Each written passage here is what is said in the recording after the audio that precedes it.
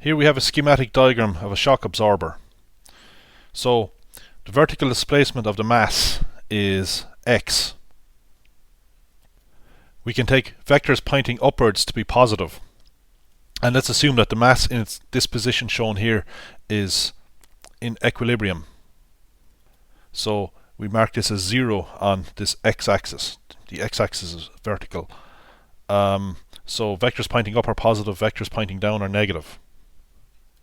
The magnitude of the damping force resulting from the dashpot is proportional to the speed of the mass. The speed of the mass would actually be the magnitude of dx dt. dx dt is the velocity. So it's proportional, the damping force is proportional to the magnitude of dx dt. So that means the damping force is equal to a constant k times the speed. Now it's a fact that a damping force points in a direction opposite to the velocity of the mass.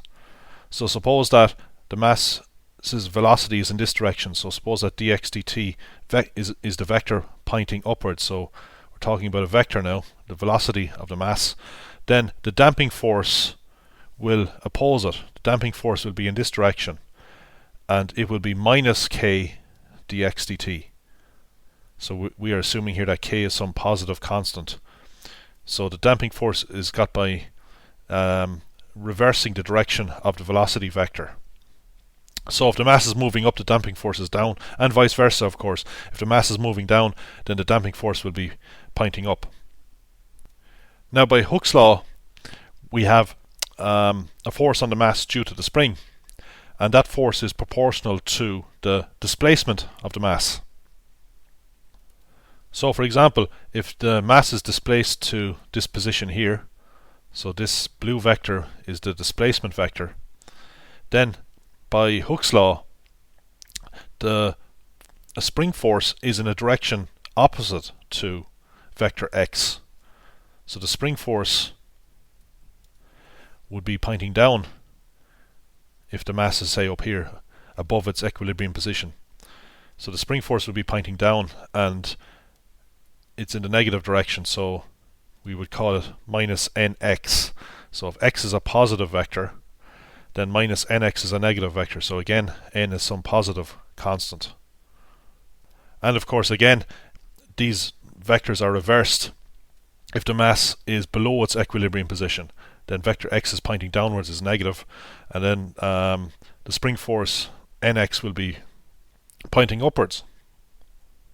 But it's important to realize that x is a vector. So x could be positive or negative depending on whether the mass is above or below its equilibrium position.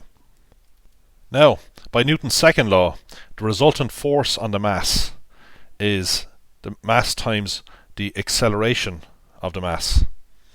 And we show the two force vectors acting on the mass. So we are assuming that these are the only two forces acting on the mass.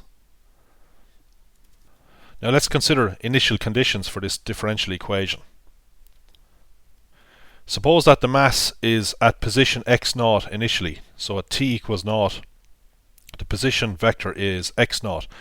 Now it looks like we're talking about a displacement here, but you could probably think of x0 as a vector. It could be positive or negative. That's the best way to think of it, really. We're also given that the mass is released from rest, so at t equals 0, the velocity dx dt is 0. Now we can write our differential equation like this. We see that it is a linear second order ordinary differential equation with constant coefficients. M, K and N are constants. We know how to solve this type of equation. It's also a homogeneous equation. We have 0 on the right hand side. So we know that if we plug in our trial solution, e to a constant times t, we are going to get the auxiliary equation.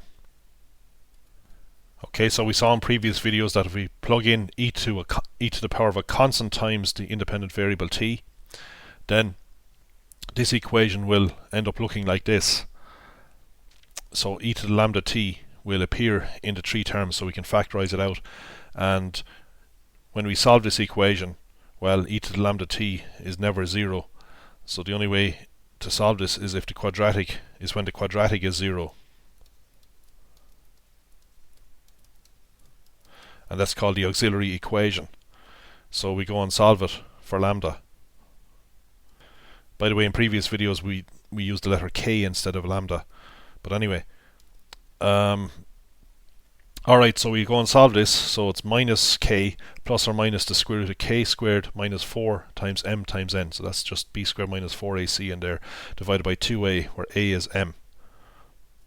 So we saw in previous videos that depending on what b squared minus 4ac is, in other words, depending on what's inside the square root sign, we will either get two distinct real roots, one repeated root, or two complex roots.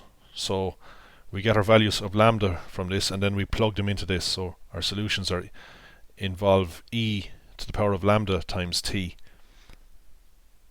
But first of all, let's consider a simple enough case where, or a simpler case anyway, where there is no damping. So the damping term is the k times velocity term. So damping is proportional to the speed of the object. So if you double the speed, we double the damping or friction. So if we put k equal to 0, then we don't have that term.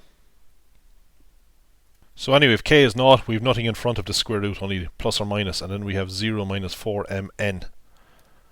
And if we take the square root of minus 4, well, that's just the square root of 4 times the square root of minus 1, which is plus or minus 2 times I. Then we have root m times root n on top. Now m underneath can be written as root m times root m.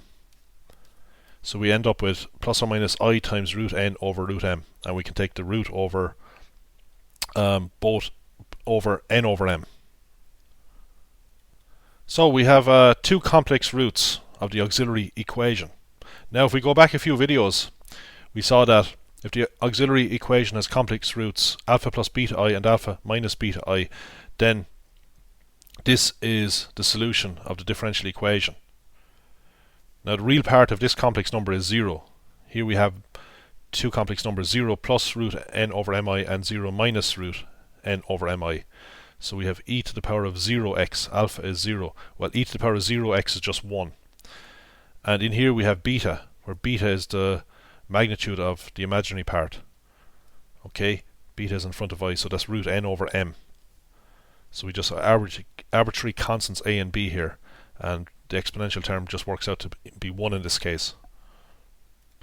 Now that was the general solution. Let's get a unique or particular solution by imposing the initial conditions. So both at t equals 0, x is x0 and dx dt is 0, since the mass starts at rest. So here's the general solution. Let's take the derivative dx dt, because we know that dx dt is 0 when t is 0. So if we differentiate the cos function, we get minus sine. And by the chain rule, we differentiate the angle to get the coefficient of t, root n over m. So that comes out. So we minus root n over m times a sine root n over m times t. The derivative of the sine function is cos. Differentiate the angle to get root n over m in front. Next we set t equal to 0, because we know that when t is 0, dx dt is 0. So this goes out because the sine of 0 is 0. Over here we have the cos of 0, which is 1. So we get root n over m times b equal to 0. Or equal to dx dt, which is 0. So that tells us that b is 0. So if b is 0, then our solution just boils down to x equals a cos root n over m times t. Now we're calling the initial position of the mass x0. So when we set t equal to 0, we get x0. Well, if t is 0, we get a times the cos of 0. Well, that's a times 1, which is a. So a is equal to x0. So we just replace a with x0 to get our particular solution. So with no damping, we see that our solution is sinusoidal, or cosinusoidal if you like, and we see that the mass will oscillate up and down forever. No matter how large t is, we are not approaching 0. We have a sinusoidal function. So So of course that's not realistic. Next we will consider damping.